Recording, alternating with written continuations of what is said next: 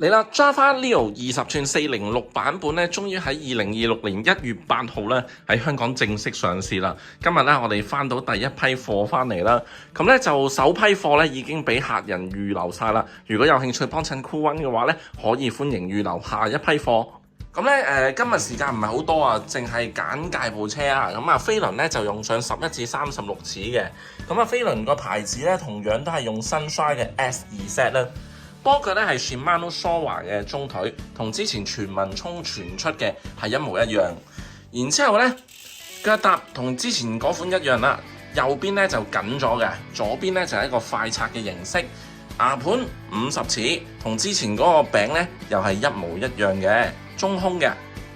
外胎方面一樣係用 Kenda 嘅一個20寸乘以1.5寸嘅外胎啦。咁望落去咧有紋嘅喎，有去水位嘅喎，咁所以咧唔錯嘅原裝條外胎。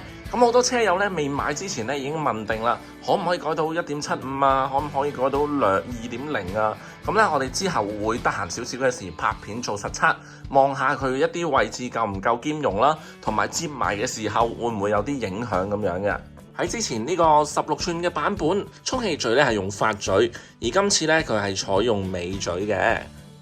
之前16寸 Neo 嘅長度咧，呢個座管啊就係55cm 嘅，咁呢一支咧就係52cm 嘅長度，咁而佢安裝嘅方式咧同之前係略有分別嘅喎，咁啊對於一啲用家咧去自行更換一個座墊咧就更加友好，更加容易。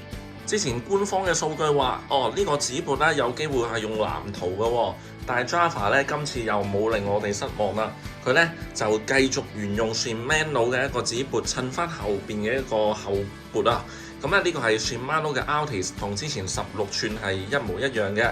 咁令到成個變速配套咧就更為順暢。剎掣一樣啦，都係嗰款嘅，冇寫牌子，但係手感咧相當靈敏，唔錯㗎。好啦，今日嘅短片介紹就到呢度啦。我都忙於咧要起晒啲貨咧送貨俾客人啊。咁咧如果有興趣去訂購呢部 Java Neo 406嘅版本咧，可以等待我哋下一批貨嘅。咁啊歡迎 WhatsApp 54829987聯繫我哋，多謝你。